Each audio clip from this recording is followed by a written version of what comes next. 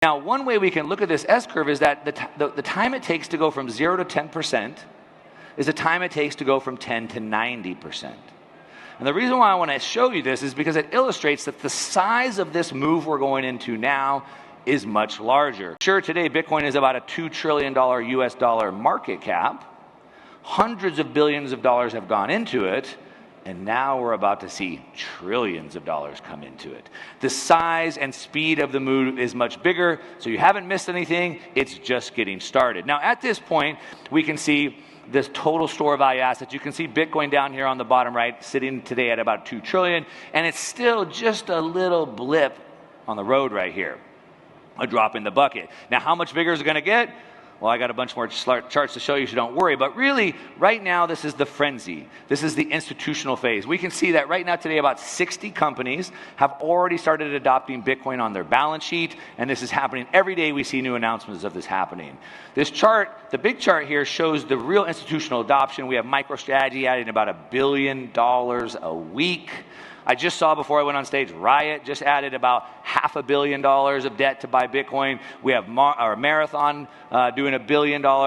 And right now, this is showing us that about 13.5% of all Bitcoin is now being held by institutions. Of course it is. Bitcoin was always coming for everybody, and this is part of the second stage. Now, it's not just institutions, it's also sovereign adoption. We have sovereign FOMO. We have, of course, El Salvador, sort of with this first mover advantage. Brazil, just introducing bills to build a strategic reserve. Of course, the United States has their Bitcoin bill going through. Now, per Polymarket, I looked earlier today, it's about a 25% chance of going through. I think that's way too low. I think it's going to be much higher. Now, history shows us what happens when sovereigns start competing.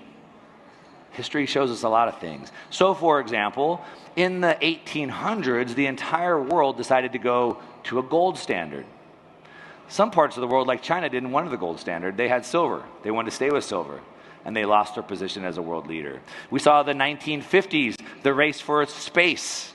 We saw the race for nuclear weapons. When nations start competing, things really take off. So we have a precedent for where this is going. But why? Why are the institutions FOMOing in, racing into a new asset? Well, because they see what we all should see. They see that there is no end to the monetary debasement that's coming. And they're all looking for a way to protect themselves. What we have right here is that we can see the bottom right is the U.S. Federal Reserve's balance sheet, which has been expanding by 13% a year over the last 4 years. We can see the money supply has been averaging over 8.5% over the last 4 years, and there's no end in sight. How do we know there's no end in sight?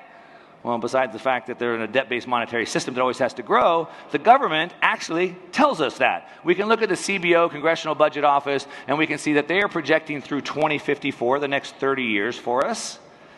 And they show us that the deficit spending is going to get bigger and bigger and bigger. They show us that the debt levels are going to go up like a hockey stick. And they also show us that population growth on the top right is going to plummet as the GDP goes down at the same time. Population growth going down, GDP going down, means debt levels go up. Now, they also show us the budget through 2054, 30 years from now, and there's no recession in sight. They don't expect any dip in the revenue coming in. So, where does all this come from?